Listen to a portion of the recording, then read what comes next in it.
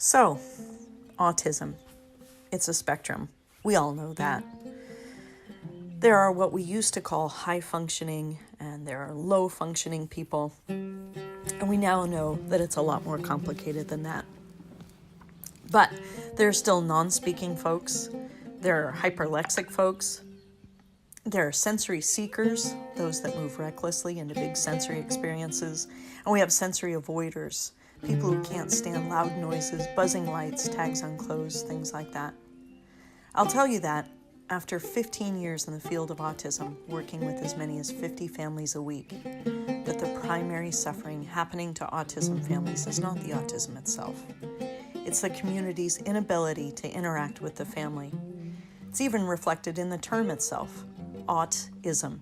Auto, Greek for the self. Autism, locked within the self. It's the definition of isolation.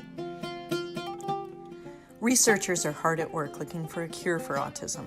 They're looking for a biological marker or a treatment that works. In the meantime, 1 in 64 kids born today and 1 in 44 boys will be diagnosed with the disorder.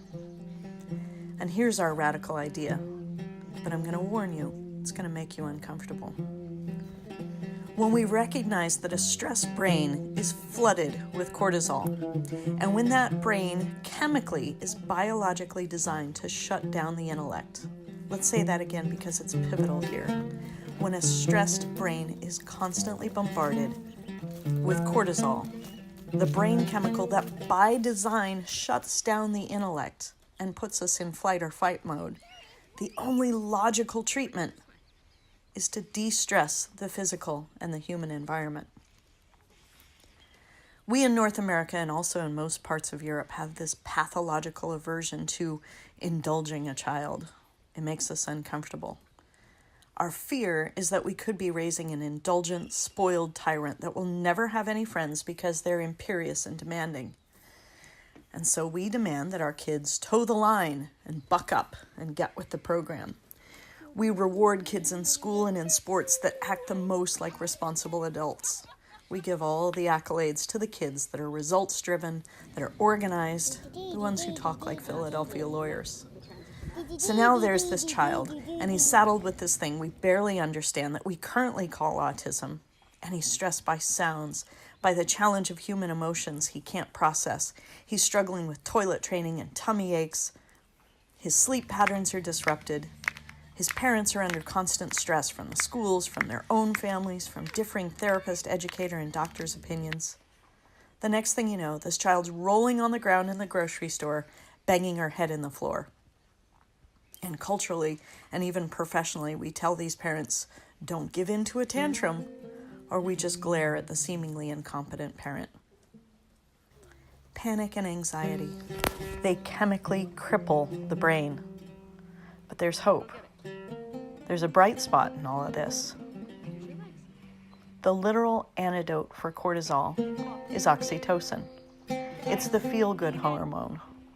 And there's numerous tests going on right now using synthetic oxytocin to soothe a disrupted sensory system, and their results are really encouraging.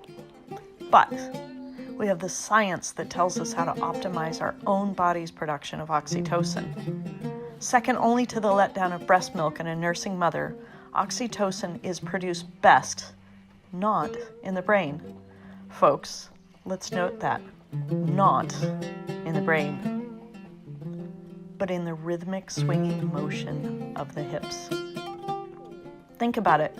What do we do to soothe a crying baby? We rock that baby, rhythmically back and forth, and when that doesn't do the trick, we swing and bounce and we rock that baby, and maybe we throw in a little spin.